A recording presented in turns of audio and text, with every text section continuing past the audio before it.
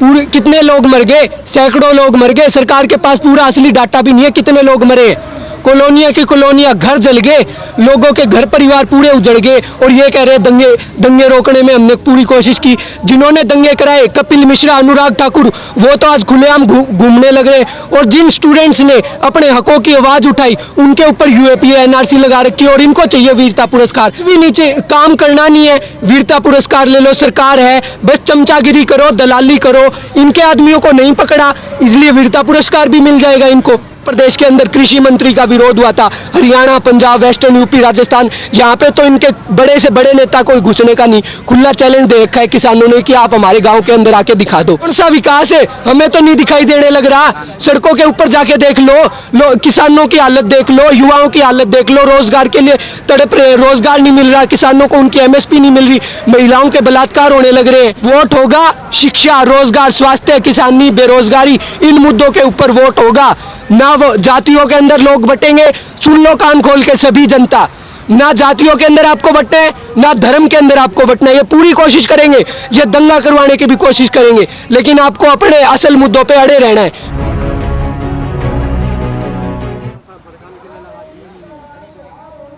जिस तरह से दिल्ली के अंदर जो सीएनआरसी के प्रोटेस्ट के दौरान जो दंगे हुए थे, कपिल मिश्रा का नाम उसमें सामने आया था। और वहीं पर एक जो पुलिस फोटो में आए थे, जब वीडियो बनाया जा रहा था, उसमें एक पुलिस अधिकारी सामने आया था। वो कह रहे हैं कि हमें राष्ट्रपति से वीरता पुरस्कार दिया जाए क्योंकि हम दिल्ली के दंगे को रोकने में सफल रहे। कौन से दंगे रोके भाई, कौन से दंगे बता दो। पूरे कितने लोग मर गए, सैकड़ों लोग मर गए। सरकार के पास पूरा असली डाटा भी नहीं है कितने लोग मरे हैं। कॉलोनियां की कॉलोनियां, घर जल गए, लोगों के घर परिवार पूरे उजड़ गए। और ये कह रहे दंगे रोकने में हमने पूरी कोशिश की। जिन्होंने दंगे कराए, कपिल मिश्रा, अनुराग ठाकुर, वो तो आज खुलेआम घूमने लग रहे। और जिन स्टूडेंट्स ने अपने हकों की आवाज़ उठाई, उनके ऊपर यूएपीए एनआरसी लगा रखी। और इनको चाहिए वीरता पुरस्कार। मतलब कुछ भी बकवास करने के अलावा कोई काम ही नहीं है इनको। क्या सही मौका देख तलाश करके काम उन्होंने सोचा है क्या कि अब इसी लगे हाथ हम वीरता पुरस्कार भी ले लें सरकार से? ये मौका ही तो है, मौका प्रस्ती है। कुछ भी नीचे काम करना नहीं है, वीरता पुरस्कार ले लो। सरकार है, बस चमचागिरी करो, दलाली करो। इनके आदमियों को नहीं पकड़ा, इसलिए वीरता पुरस्कार भी मिल जाएगा इनको। अच्छा, अभी कपिल मिश्रा ने ये एक ट्वीट किया है और ट्विटर पर उन्होंने कहा कि जो गाजियाबाद नाम है, गाजियाबाद का नाम गाजियाबाद हटा करके कुछ और ऐतिहासिक नाम रख देना चाहिए क्योंकि इस देश में गाजी का क्या काम। ना नाम बदलने से क्या हो जाएगा, लोगों की रोजी रोटी की भूख मिट जाएगी, रोजगार मिल जाएगा। ये कुछ नहीं है, लोगों को सिर्फ और सिर्फ असली मुद्दों से भटकाना है।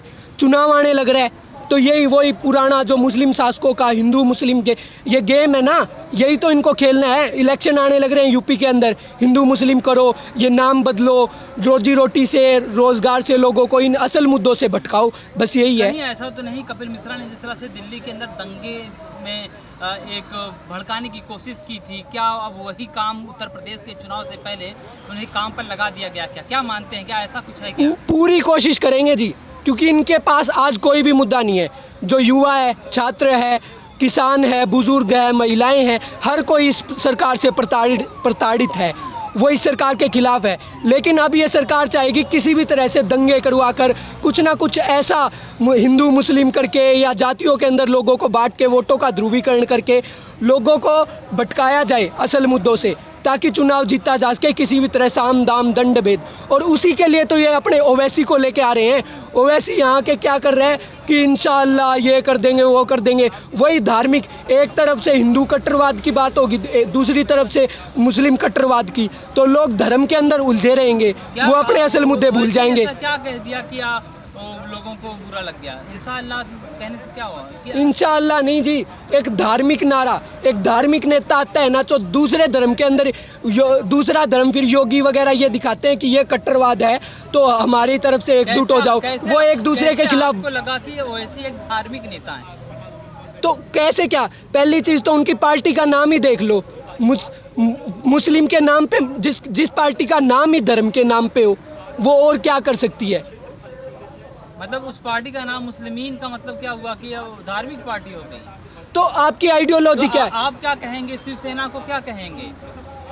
नहीं, जो भी मैं हर अकाली दल को लेकर के क्या कहें? हाँ, तो हर पार्टी के लिए कहूंगा ना मैं, चाहे कोई भी पार्टी हो, जो भी धर्म और जात की राजनीति करती है उसको जनता को वोट नहीं देना है। जो आपके असल मुद्दे रोजी रोटी, रोजगार, स्वास्थ्य, शिक्षा, इन मुद्दों पे बात करती है उसी को वोट देना है सिर्फ। वो तो कह रहे हैं हम तो बराबरी की बात करना चाहते हैं। वो कह रहे हैं कि हमें रोजगार, शिक्षा और सारी चीज़, हमारे पास विजन है, कहते हैं विजन है, उस विजन को लेकर आया। विजन है ना, तो आप हैदराबाद के अंदर हो, वहाँ तेलंगाना, आंध्र प्रदेश, वहाँ पे जाके लड़ो ना। यहाँ पे क्यों आने लग रहे हो? बिहार के अंदर पूरे देश ने ट्रेलर देखा है कैसे बीजेपी का इन्होंने साथ दिया है। बीजेपी एंटी बीजेपी वोट था वो काटा है, जिससे कि आरजेडी कांग्रेस का गठबंधन हारा है।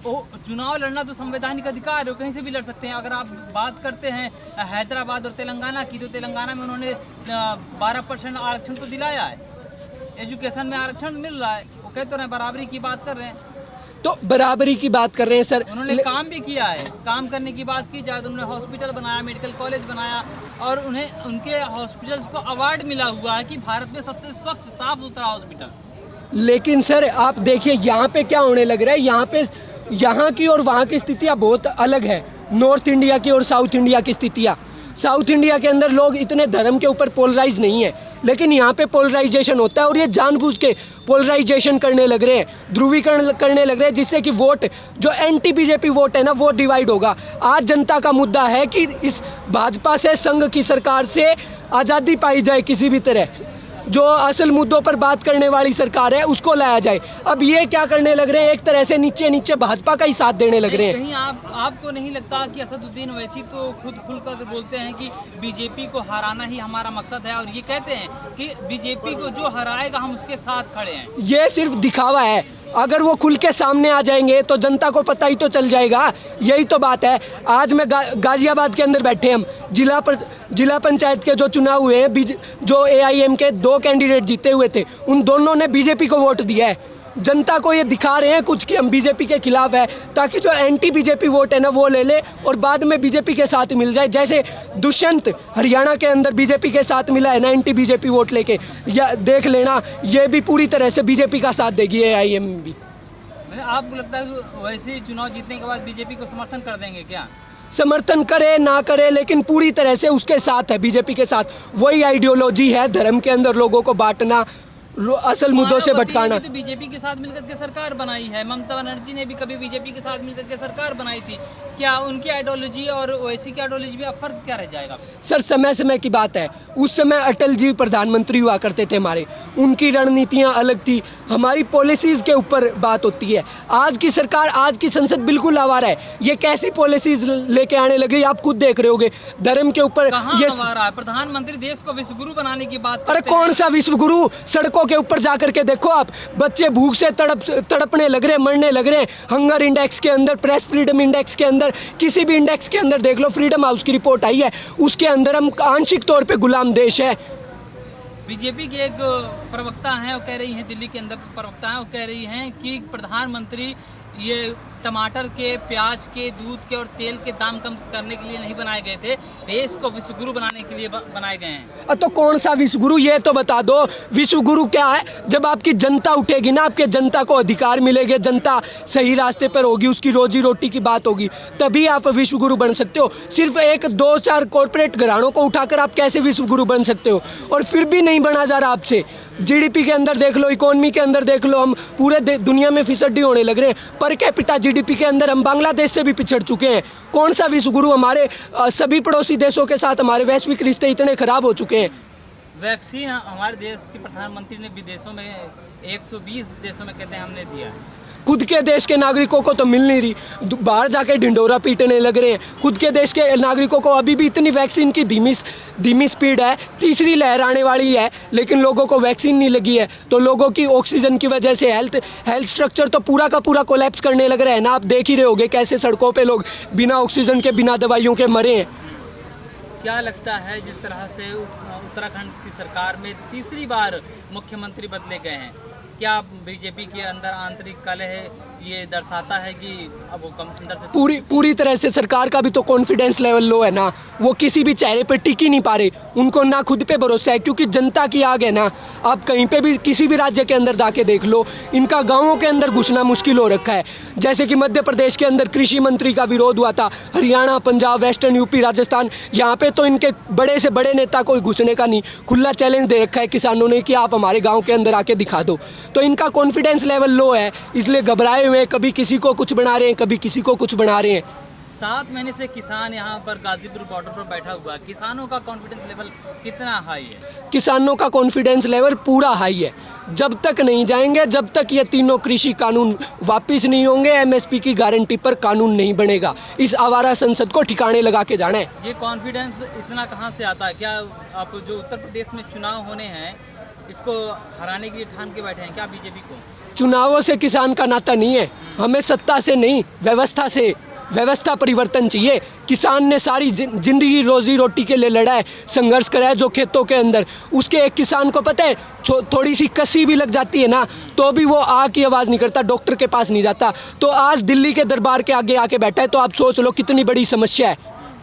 दिल्ली क्या कोई राजा का किला थोड़ी ना है दिल्ली? अरे राजा का किला कहाँ से राजा का किला हो गया? जिनको हम चुनते हैं वो हमारे नौकर होते हैं, राजा नहीं होते। तो ये खुद को की बात कर रहे हो ना कि दिल्ली के दरबार में आके बैठे, एक कहने के बात हो जाती है। इन्होंने तो वो राजशाही बना दिया ना कि पूरी तरह से ये कहते हैं कि हम राम राज्य लाएंगे।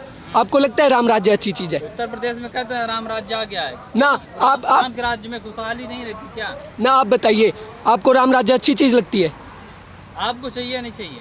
नहीं चाहिए मुझे तो राम राज्य। क्यों? मोदी जी तो देंगे, तैयार हैं कि हम राम राज्य देंगे? नहीं चाहिए, नहीं चाहिए। क्यों? क्योंकि राम किसका बेटा था? राजा दशरथ, राजा का बेटा राजा, यानी कि राजशाही। हमें राजशाही नहीं चाहिए, हमें लोकतंत्र चाहिए, जिसमें काबिल व्यक्ति, मुख्यमंत्री, प्रधानमंत्री, काबिल व्यक्ति बनेगा अच्छे पद पे। राम तो आराध्य हैं सबके, वो आराध्य है, लेकिन इन्होंने तो राम को मजाक बना दिया है ना। राम के नाम पे राजनीति करते हैं, राम के नाम पे वोट मांगते हैं। वोट मांगने हैं तो आप अपने काम के नाम पे मांगिए। मांग तो रहे, कह तो रहे हैं हमने जो उत्तर प्रदेश में विकास का काम किया है। अरे कौन सा विकास है? हमें तो नहीं दिखाई देने लग रहा। सड़कों के ऊपर जाके देख लो, किसानों की हालत देख लो, युवाओं की हालत देख लो, रोजगार के लिए तड़प रहे हैं, रोजगार नहीं मिल रहा, किसानों को उनकी एमएसपी नहीं मिल रही, महिलाओं के बलात्कार होने लग रहे हैं। एमएसपी तो कह रहे हैं बढ़ा के हमने दे दी है। कौन सी दे दी? इनका खुद का डाटा है, सिर्फ और सिर्फ 6% किसानों को एमएसपी मिलती है, वो भी हरियाणा, पंजाब के अंदर जो मंडी सिस्टम बचा है, अब उसको भी खत्म करने लग रहे हैं। अगर ये कह रहे हैं कि एमएसपी हम देते हैं, बढ़ा दी, तो एमएसपी की गारंटी पर कानून क्यों नहीं बनाते? युवाओं को रोजगार भी दिए हैं, 1 लाख रोजगार दिया गया है हर साल। कहाँ पे दिया है? दिखाओ। देश के अंदर कहाँ पे? कौन से महकमे में, कौन से सेक्टर में दिया है? किस युवा को दिया है? दिखाओ। अभी फिर निकाले, और बिजली विभाग में भी निकाला गया है। अरे ये अपने अपने आदमी लगा लेंगे 2-4, वो बस दिखावे के लिए, पोस्टर छपवाने के लिए दिखाते हैं रोजगार। दिल्ली के अंदर पोस्टर लगता है, पूरे दिल्ली के अंदर प्रचार पे सारा पैसा ही तो ये प्रचार प्रसार पे खर्च करते हैं, इस मीडिया को खरीदने में, पोस्टर छपवाने। नौकरी उत्तर प्रदेश में जरूर दी जाती है, लेकिन प्रचार उसका दिल्ली के उस पे लगाया जाता है, दिल्ली में किया जाता है। तो ये धंधा है ना कि मतलब एक बंदे को भी नौकरी दे दी तो 1000 लोगों को ये ढिंडोरा पीटना है। अगर आपने काम करा है तो आपको लोग अपने आप ही वोट दे देंगे, आपको इतना प्रचार प्रसार करने की जरूरत ही नहीं पड़ेगी। तो लोग तो कह रहे हैं हम 300+ इस बार लाएंगे, भी सरकार बनाएंगे। कहाँ से लाएंगे? कहाँ से लेके आएंगे? 303 युवा देगा। कौन देगा? राम भक्त देंगे। कोई नहीं देगा। हर बार जनता पागल नहीं बनने वाली इनके आगे धर्म जातियों के नाम पे। वोट होगा शिक्षा, रोजगार, स्वास्थ्य, किसानी, बेरोजगारी, इन मुद्दों के ऊपर वोट होगा ना। वो जातियों के अंदर लोग बटेंगे, सुन लो कान खोल के सभी जनता, ना जातियों के अंदर आपको बटना है, ना धर्म के अंदर आपको बटना है। ये पूरी कोशिश करेंगे, ये दंगा करवाने की भी कोशिश करेंगे, लेकिन आपको अपने असल मुद्दों पे अड़े रहना है।